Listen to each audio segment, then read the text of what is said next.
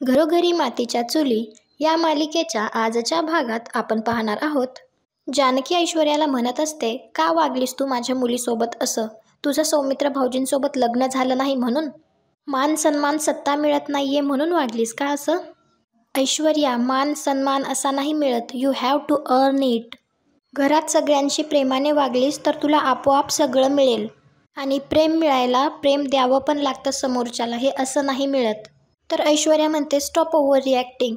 तर जानकी म्हणते shut up and listen. Don't ever try to underestimate me. मोठी जाऊ म्हणून मी तुझ्या लाख चुका पोटात घालेन, पण जर माझ्या मुलीच्या वाकड्यात गेलीस ना तर बछड्यावर हल्ला झाल्यास वाघीण जे करते ना तेच करेन. फाडून खाईन. आई आहे मी, लक्षात ठेव. जानकीच्या या सगळ्या बोलण्यामुळे तर ऐश्वर्या खूपच घाबरलेली असते. ओवी जानकीला म्हणते, आई तू रागवली आहेस का? तर जानकी म्हणते, नाही बाळा, आई घाबरली होती. हा सगळा प्रकार झाला त्यामुळे घरातले सगळेच किती घाबरले होते. मी तुला सांगितलं होतं ना, संध्याकाळी झोपताना हात जोडायचे आणि दिवसभरात काय काय घडलं ते आठवायचं. काय चुकीचं केलं, काय बरोबर केलं, कोणाला दुखावलं का, अभ्यास केला का, हे सगळं आठवायचं सांगितलं होतं ना? तर ओवी म्हणते हो, आणि आपणच आपल्याला मार्क द्यायचे. तर ओवी डोळे झाकून आठवायला लागते आणि जानकीला म्हणते, आई मला आत्ता आठवलं की तू माझ्या कंपास बॉक्समध्ये ॲड्रेस लिहून ठेवला होतास आणि सांगितलं होतंस गरज पडली तर दुकानावर जाऊन फोन करायचा. चौकीतल्या पोलीस काकांना विचारायचं नाही तर देवळात जायचं. तर जानकी म्हणते बरोबर, मग तू काय केलंस? तर ओवी म्हणते सॉरी आई, सॉरी बाबा, मी तुम्हाला फोन करायला पाहिजे होता. तर जानकी म्हणते इट्स ओके, तू फोन नाही केला तरी तू देवळात मात्र गेली होतीस. मी, आई बाबा, घरातील सगळेच किती प्रेम करतात तुझ्यावर. सगळ्यांनाच किती टेन्शन आलं होतं. तू कल्पना पण करू शकत नाहीस आम्ही कशातून गेलोय. असं कधीच नाही करायचं, प्रॉमिस? तर ओवी म्हणते प्रॉमिस, असं मी कधीच नाही करणार.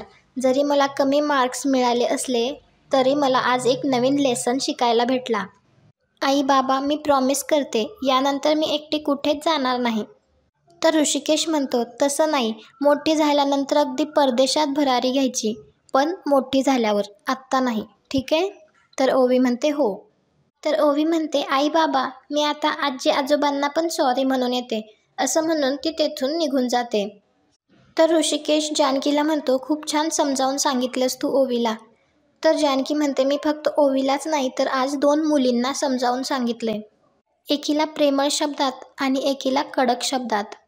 झोपताना ऐश्वर्याला जानकीचं ते बोलणं आठवत असतं आणि ती मनात विचार करते, या ऐश्वर्याला धमकी दिली आहेस तू जानकी, एक दिवस तुला माझी माफी मागावीच लागेल. ओवी झोपलेली असते तर जानकी ऋषिकेशला म्हणते झालेला सगळा प्रकार आठवून अजूनही धडधडतंय मला. ऋषिकेश म्हणतो माझाही ठोका चुकला होता ग, मला एक कळत नाही हे सगळं घडलंच कसं, शाळा बेजबाबदारपणे कसं? तर जानकी लगेच म्हणते नाही नाही, शाळा नाही, शाळेतून फोन आला होता आणि तो फोन उचलला होता ऐश्वर्याने, पण तिने आपल्याला मुद्दाम नाही सांगितलं. हे ऐकून ऋषिकेश तिच्याकडे जायला लागतो तर जानकी त्याला थांबवते आणि म्हणते मी विचारले तिला जाब, पण तिच्याकडे कुठल्याही प्रश्नाचं उत्तर नाहीये. तर ऋषिकेश म्हणतो पण आज ओवीला काही झालं असतं तर? तर जानकी म्हणते माहिती आहे मला, आणि याच विचाराने माझासुद्धा फार संताप झाला. ती असं का करतेय यामागे काय कारण आहे ते काहीच कळत नाहीये. पण एक गोष्ट मात्र मला कळली आहे की ऐश्वर्यापासून सावध राहायला पाहिजे.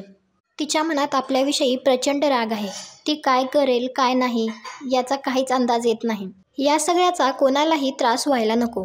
तर ऋषिकेश म्हणतो कळतंय मला सगळं जानकी, पण मनात अशी आडी ठेवून जगणाऱ्यांसोबत कसं डील करावं हेच कळत नाही. खूपच अवघड आहे. सयाजीरावांचा अनुभव आहेच म्हणा, पण अगदी वडिलांसारखा स्वभाव दिसतोय तिचा. तर जानकी म्हणते पण ऋषिकेश, असाच राग जर तिच्या मनात धुमसत राहिला तर ते चांगलं नाहीये. हे सगळं आपल्यालाच सांभाळून घ्यावं लागेल, तेही सारंग भाऊजींना न कळू देता. तर ऋषिकेश म्हणतो तोही मनात राग न ठेवता. दुसऱ्या दिवशी सकाळी सुमित्रा आजीला विचारत असते तुझा प्रवास कसा झाला. त्याचवेळी ऐश्वर्या तेथे येते. फोन ठेवल्यानंतर ऐश्वर्या म्हणते गुड मॉर्निंग आई. तर ऐश्वर्या म्हणते आजी असं अचानकच कसं काय गेल्या? तर सुमित्रा म्हणते ती आमची मावशी आहे ना, तिला थोडंसं बरं वाटत नव्हतं तर तिला बघून येते म्हणून गेली. तर ऐश्वर्या मनात विचार करते, या घरात त्या एकट्याच होत्या ज्या माझी बाजू घेत होत्या. आता त्या येईपर्यंत मला कोणाचाच सपोर्ट नाही आहे. तर सुमित्रा विचारते, बरं सांग, तुला व्यवस्थित झोप लागली ना, कारण घर नवीन आहे. तर ऐश्वर्या म्हणते, हो आई, मला झोप लागली, पण सॉरी, मला उठायला थोडा उशीर झाला. तर सुमित्रा म्हणते, तू नवीन नवरी आहेस, तुला कोणीही ओरडणार नाहीस. बाकी तुमच्या जावाजावांचं छान चाललंय, छान गप्पा मारतात तुम्ही. मी बघितलं काल जानकी तुला अगदी हात धरून ओढून ओढून नेत होती. कसल्या एवढ्या गप्पा चालल्या होत्या? तर ऐश्वर्या म्हणते, काही नाही, आम्ही अशाच गप्पा मारत होतो. तर सुमित्रा म्हणते, मग तर खूपच छान. वायफळ गप्पा आपण फक्त आपल्या मैत्रिणीसोबतच मारू शकतो, नाही का? दोन जावा दोन चांगल्या मैत्रिणी बनतायत, हे खूपच छान आहे. आणि कसं असतं ना ऐश्वर्या, लग्न झालं की नवीन नाते निर्माण होतात. नणंद, बायको, सून, जाऊ. पण खरं सांगू का, सासरीनं एखादी बाई आपली मैत्रीण होणं दुर्मिळच. आता तुमची मैत्री होतीये हे चांगलंच आहे, पण मैत्री कसं आपोआप व्हावी लागते ना तुमच्यासारखी. आणि मैत्रिणीसोबत कसं आपल्याला जीवाभावाच्या गोष्टी बोलता येतात. अशाच कायम एकत्र राहा, म्हणजे आपल्या घरात एकोपा राहील. त्याचवेळी जानकी तेथे सुमित्रासाठी खडीसाखर घेऊन येते. तर सुमित्रा म्हणते, आज एवढ्या लवकर? तर जानकी म्हणते, आज सगळे येणार आहेत ना, मग त्या गडबडीत मी विसरले तर, म्हणून म्हटलं आधीच द्यावी. तर सुमित्रा म्हणते, अगं बाई, मी विसरलेच की, आज मौजीचा रविवार. जानकी, हिला सुद्धा समजावून सांग ना. तर जानकी म्हणते, ऐश्वर्या, महिन्यातला एखादा रविवार आपण सगळे भेटतो, जमतो, मजामस्ती करतो, खेळ खेळतो, अगदी लहान मुलांसारखं रमतो त्यात. नाना याला मौजेचा रविवार म्हणतात, स्पेशल संडे. आणि सुमित्राला म्हणते, आई, आता नवीन मेंबर ॲड झाला आपल्या ग्रुपमध्ये, मग तर आणखी मजा येईल. ऐश्वर्या, तुझा हा पहिला रविवार असणार आहे ना, तुला खूप छान वाटेल बघ. तू पण आमच्यासोबत अशी लहान होऊन जाशील आणि हा रविवार तुझ्या अगदी आठवणीत राहील.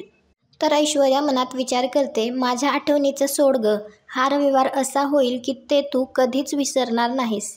तर जानकी म्हणते, काय गं, काही बोललीस का? तर ऐश्वर्या म्हणते, नाही, तुम्हाला काही ऐकू आलं का? तर जानकी म्हणते, हो, तर मला मनातलं सगळं कळतं हं. तर सुमित्रा म्हणते, हे मात्र खरं आहे हां, आमच्या जानकीला समोरच्याच्या मनात काय चालू आहे, काय हवं काय नको सगळं कळतं. मनकवडी आहे ही. ऐश्वर्या म्हणते, मी तयार होऊन आले, असं म्हणून ती तेथून जाते. सुमित्रा जानकीला म्हणते, आता ऐश्वर्या रमायला लागली आहे ना या घरात? तर जानकी म्हणते, हो आई, आणि जर काही कमी जास्त वाटलं तर आपण सांभाळून घ्यायचं आपल्यात. तर सुमित्रा विचारते, आज शर्वरी विक्रांत येत आहेत ना? तर जानकी म्हणते, हो.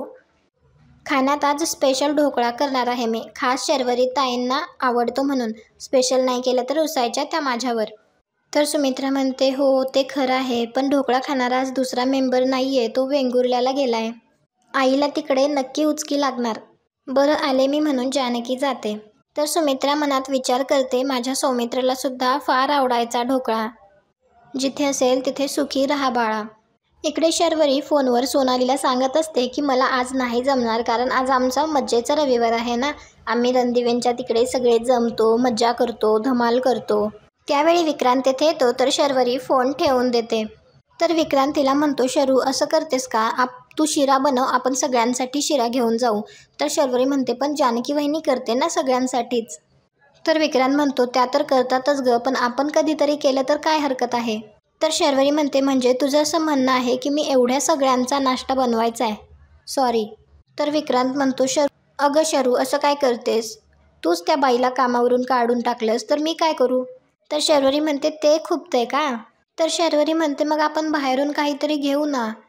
तर विक्रांत म्हणतो, देवाणघेवाण ही पदार्थांची नसते शरू, फक्त देवाणघेवाण ही प्रेमाची असते, आपुलकीची असते. आपण हे सगळं केलं की प्रेम वाढतं, माणसं जोडली जातात, एकमेकांच्या मदतीसाठी लोक धावून येतात. मला सांग, दुसऱ्यांनी आपल्यासाठी काहीतरी करावं अशी अपेक्षा असते ना, मग आपण दुसऱ्यासाठी काय करू शकतो हे सुद्धा तपासायला हवं ना. आणि तू तर जानकी वहिनीला फारच टेक्नो फॉर ग्रँटेड धरायला लागली आहेस, आणि मलाही. शरू, या सगळ्यांचा नीट विचार कर. तुला ही सगळी तुझी वाटणारी माणसं जेव्हा तुला जास्त गरज असेल तेव्हा दूर निघून गेली तर? विचार कर. ऋषिकेश जानकीला म्हणत असतो, आज रविवारचा दिवस ठरण्यामागे तुझा काहीतरी हेतू आहे ना?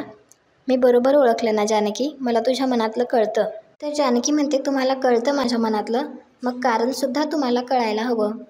तर ऋषिकेश म्हणतो, हे असं शब्दात नाही पकडायचं बरं का, मी काही तुझ्या एवढा हुशार नाही आहे. बरं, आता सांग ना. तर जानकी म्हणते, ऐश्वर्याला आपल्या घरात मिसळण्यासाठी या रविवारपेक्षा दुसरं निमित्त असू शकतं का? आपण कसं रविवारी गेम खेळतो लहान मुलांसारखं, आपले मन निष्पाप होऊन जातात. आपण कसे एकमेकांशी जोडलेले आहोत, प्रेम एकोप्याने राहतो. ते सगळं बघून ऐश्वर्याला वाण नाही पण गुण तरी लागेल ना या स्पेशल रविवारच्या निमित्ताने.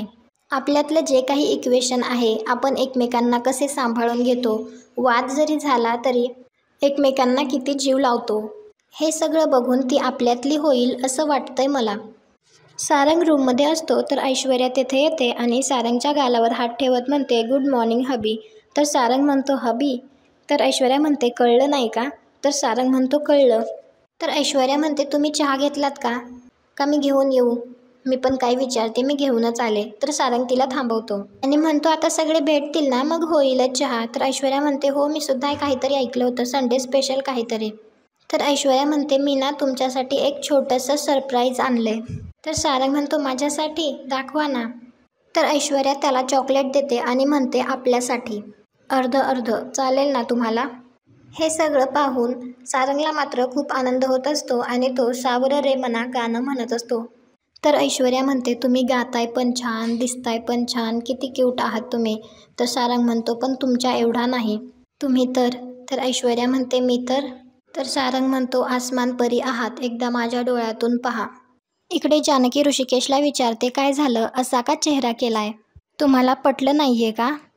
तर ऋषिकेश म्हणतो, असं काही नाहीये जानकी, तुझा हेतू चांगला आहे, पण तू जितकी हुशार आहेस ना तितकीच भाबडी आहेस, अति चांगली आहेस.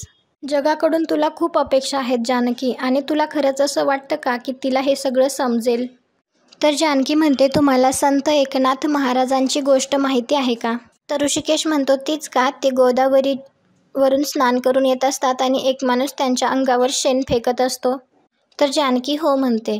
तर ऋषिकेश म्हणतो, जानकी, अगं एकनाथ महाराजांच्या चांगुलपणापुढे तो माणूस नमला, तसंच ऐश्वर्या बदलेल असं वाटतं का तुला? तर जानकी म्हणते, ती बदलेल की नाही हे मला माहीत नाही, पण ती बदलावी यासाठी मी शक्य तितके प्रयत्न करेन. आता शेवटी ती ऐश्वर्या सारंग रणदिवे आहे, रणदिवेंची सून आहे, आपल्या घरातला सदस्य. त्या नात्याने आपण तिला सांभाळून घेणं हे आपलं कर्तव्य आहे. आणि मला खात्री आहे, एक ना एक दिवस ती आपल्या घरातील होईल आणि आपल्याला समजून घेईल. तर ऋषिकेश म्हणतो, तिचं माहीत नाही, पण तुझी पॉझिटिव्हिटी मला नेहमी इम्प्रेस करते. आणि आजचा भाग येथेच संपतो. पुढील भागात आपण पाहणार आहोत, मौजेचा रविवार असल्यामुळे घरातील सगळेजण खूप मजा करत असतात. त्यावेळी ऐश्वर्या मनात विचार करते, आता तू बघत जानकी, हा रविवार तू कधीच विसरणार नाहीस. खेळत असताना ऐश्वर्या पडते, त्यावेळी जानकी तिच्या पायाला नंतर मलम लावून देत असते. तर ऐश्वर्या तिला म्हणते, परिस्थिती बदलायला वेळ लागत नाही ना जानकी वहिनी, काल हाच हात तुम्ही माझ्यावर उगारत होतात आणि आज याच हाताने तुम्ही माझा पाय धरलाय.